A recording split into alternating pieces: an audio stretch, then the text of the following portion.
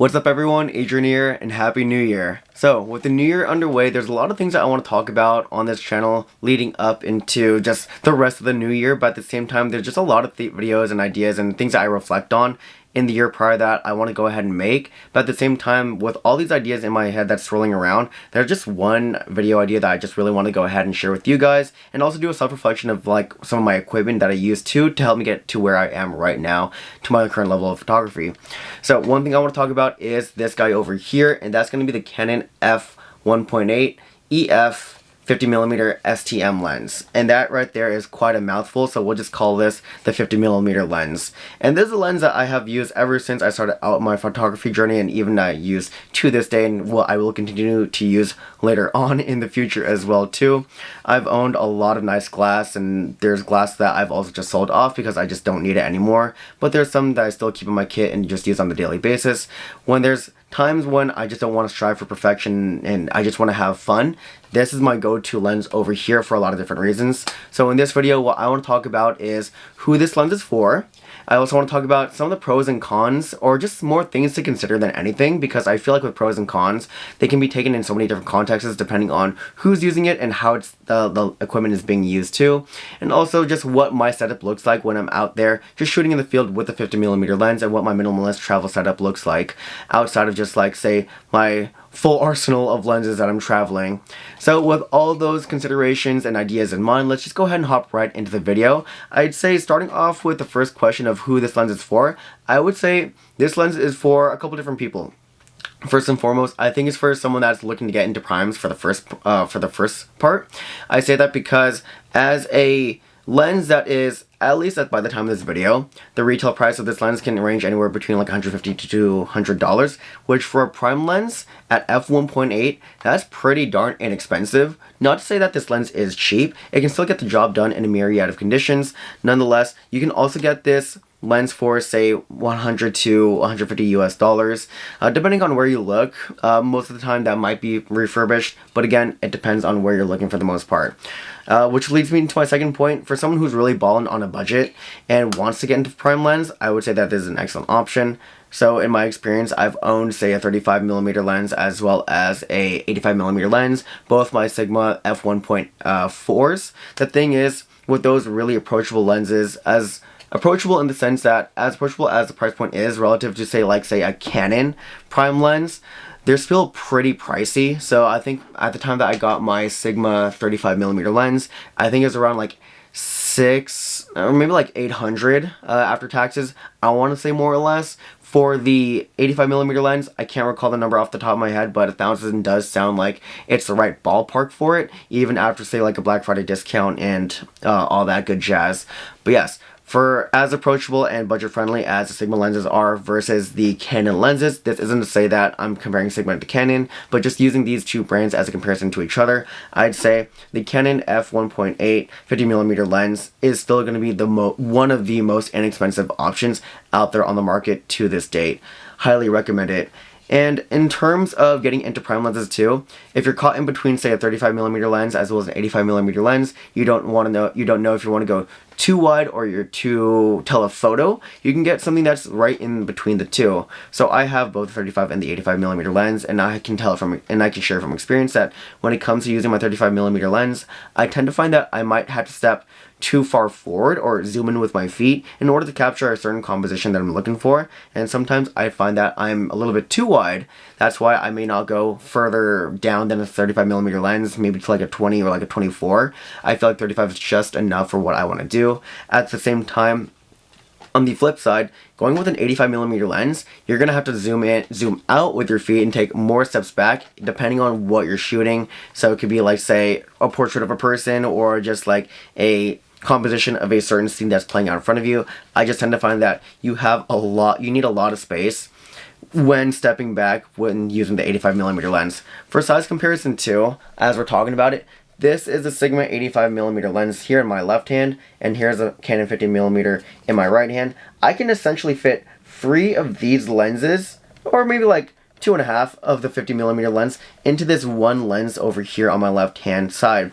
And the thing is with the 85mm lens, and kind of going on the same theme with the 35mm lens too, is that they are heavy lenses, the 85 being the heaviest lens. I would say in my kit maybe rivals the 70-200 Canon zoom lens that I have, but at the same time, having something as lightweight and compact as this is just really nice to have at times too, which I would also add on for someone who wants a really small, lightweight, minimalist setup or wants to be like really discreet, depending on what kind of photography they're doing. I would say that this is a really good lens to use in that kind of situation too. Now, as I compare these different lenses and just talk about my experience, I think there's a really good segue to talk about some of the pros and cons, or really things to consider when looking at the 50mm lens too, because I feel like by defining pros and cons, there are strengths and weaknesses that come with certain lenses in comparison to others. At the same time, it really depends on who's using it and how the equipment's being used. So that's why I'll put a little asterisk on this section here too, so that way it really depends on the use case, but at the same time I'll share more about like what my experience is, so that way you have a better understanding of like what you want to invest in if you do want to go with the 50mm lens too. In terms of the 50mm lens here that I have in my hand, I find that it is, for one, very inexpensive. It's not cheap per se.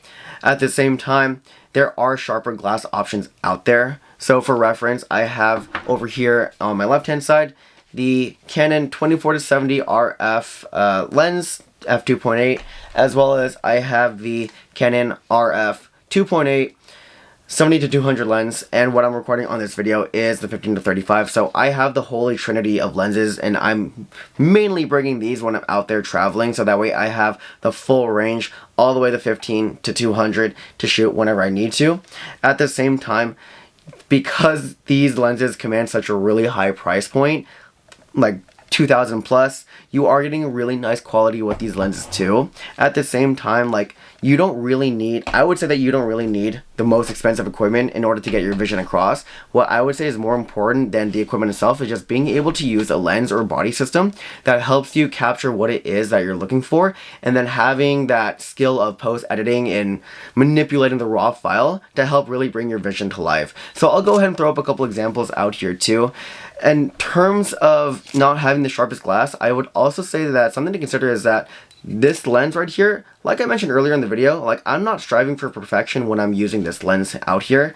I kind of relate it to some of the work that I do when I'm doing street photography. So when I'm out there in the field shooting with this lens over here, I tend to look for scenes that are like kind of playing in my mind from an early 2000s movie, kind of like Blade Runner, or like even like say those really old school action films, maybe like Die Hard or something, where it's like a little bit grainy, not too tack sharp. At the same time, like, there might be a little bit chromatic aberration within the, say, scene itself. Something that I can share in my recent viewing was, say, a Kill Bill scene, or just Kill Bill Volume 1. I feel like for as perfect as the story is, I would say like some of the technical aspects of it just may not look, I would say, as crystal clear or sharp to today's standards of movies. At the same time, what I'm looking for is not perfection with this lens. I'm looking for something where like that can help me get to where I want it, to where I want my image to be. Depending on the use case, there are sharper glass options out there on the market. At the same time, this guy over here, I feel like you could just plug and play and just have fun with it. I would say another thing to consider too, just in prime lenses in general versus just zoom lenses, is that depending on where you're at, you might need to zoom in with your feet more, you might need to zoom in with your feet less. I find that the 50mm is a really good ground between a 35 as well as an 85mm. That way you're not too close to the subject, at the same time you're not too far away from the subject. I feel like for more mid-range shots, this is a really good option. And in relation to, say, like something that I also use on the daily, would be the 24-70mm lens over here. I love this lens a lot because I have the full focal range between 24-70, and I find that I use this lens and just the different focal lengths within this lens a lot more because it just encompasses a lot. At the same time, what I find to be a little bit of a, not necessarily a con, but just more something to consider, is by having a zoom lens, you have basically a lot of different primes. Think about it like this, a lot of different primes within this lens itself. So instead of, say, having a 50mm lens or a fixed prime lens in general, you can go between 24, 35, 50, and 70, and that's what I use to go ahead and just kind of make things like more exciting for myself, or kind of give me more limitations. Whereas sometimes having too many options can be bad, because like sometimes when you're trying to capture a certain moment that's fleeting away in time and you only have a couple seconds to play with, fumbling between your 24, do I go 24, do I go 35, do I go 50? Going with the prime lens heavily just reduces the thought process, and you can just go up and shoot. It's just a matter of like positioning yourself in the right composition, actually physically moving versus like staying stationary and like fumbling between your zoom lenses. So I find that having, in a way, the paradox of choice or lack thereof with a prime lens can help really make decision making and just locking into a scene really easy. Something else to consider too, as I hold up the 24 to 70mm lens as well as the 50mm, I find that being more discreet with the 50mm allows for better compositions, in the sense that you don't have to disturb the scene, and that because you're so discreet and unassuming, people just don't really notice you and they just carry on about their business. If you have something like a 24 to 70 or even a zoom lens, chances are you might turn a little bit, a couple heads. Not to say that it happens all the time, but because you are rocking something that has significantly more reach and just a wider or a bigger body versus something so much more compact, chances are that you might be noticing a little bit more, or depending on how you use your equipment, you could be shooting from far away and people are not going to notice you. But that's in my experience. I find that when I'm, say, in the night markets, and I'll show up a couple of Taiwan photos from the night markets that I visited as examples, I'm just going ahead and rocking with this lightweight compact setup, so that way I can just go in and out of corners. I'm not actually banging my lens into things as I'm trying to transition from like one area to another, and I'm just super discreet, and I can hold up this lens right in front of someone and still take a shot, say like a couple meters away. Whereas like if I'm going with the 24 to 70 over here, I find that like I'm more likely to bang into, say, like poles, corners, or just like things that I don't want to damage this lens, because it's a very nice and expensive lens too to have. But at the same time, it's not as easy as like, say, going up to someone and like taking a portrait of them, unless like I'm shooting like far away, like at the 50 and above in terms of focal length. Speaking of banging into things and some things to consider too, I would say that when using, I mean, all these lenses I'm talking about, you can use it for street photography too. And not to say that this video is just mainly for street photography, but at the same time, if you're going to be in places where like you are going to be in tight corners and situations, having something where as lightweight and compact as this and takes a very small footprint in your bag, I would rather bang this into certain things versus like banging a $2,000 lens into, say, maybe a person, a pole, whatever it may be, or like have someone like knock into me unintentionally. So that's something that gives me peace of mind while I'm out there in the field. This is, I mean, $200 is still a good chunk of money, but like definitely a fraction compared to like, say, something that's like 2,000 plus. So something else to consider.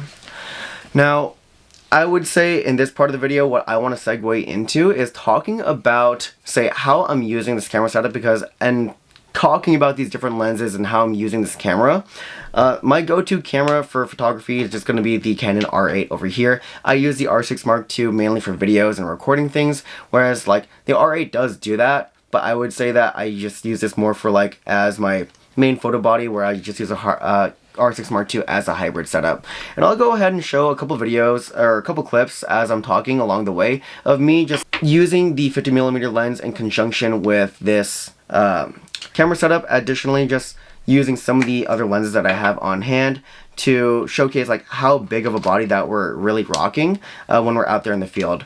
But now that we're at this point in the video, like, I find that, yes, having something as small and compact and discreet as this, it really doesn't take up a lot of space. And if I want to go hands-free, I will go ahead and use something like this guy over here, which is a Peak Design camera strap. I do have the leash that wraps around your wrist, but if I want to go a little bit more hands-free and just go ahead and have this camera dingle on my side and just be able to use it when the moment arrives, I will go ahead and just use this setup over here. And like I mentioned, when it comes to the setup of my camera, it really depends on what you're using this for. So I'm using this mainly for street photography, or I'm even using it for, say, like just exploring a town, not really maybe with the intention of street photography. I would say that when I'm out there in the field, I might have this on hand, I'll keep it on, but being in the moment and being present, I think, is what just really matters to me. And again, I'm not really striving for perfection when it comes to just, or banger shots when I'm looking for compositions with this kind of lens. I'm just doing this mainly to have fun, unless I'm doing like a very specific project where like I want to use like some high quality glass. I will consider my other zoom lenses by the RF series too. But yes, I would say to kind of round things off, we've talked about a lot about things that pertain to this lens in terms of like pros, cons, and just things to consider and who it's for. At the same time, I bring this lens up because I'm going to be bringing this lens to more of my future trips in 2026. And one trip that I'm looking forward to a lot, which I am very happy and excited to share with you guys, is that I'm going to Japan in March and April for cherry blossom season. So expect me to use this lens as well as this setup to go ahead and capture some really cool shots of Japan. I already have some ideas about like what videos I want to make in terms of when I'm in Japan during that time, but outside of that, I'm still gonna make content like just outside of just Japan, and also just things that I want to share with you guys. Particularly continue to work on the editing video series, which if you haven't seen already, I already have 2 up right now. I have a hard light one and I have one relating to Neon 90s Soul. I'll go ahead and drop those in the end cards in the final scene of this video. And if you haven't seen it already, I'd say a really good video to reference to prior to watching those 2 is going to be my how to find photography style and how to develop it. So definitely check that out while you're up there too. I'll probably put like a little title card over here as well.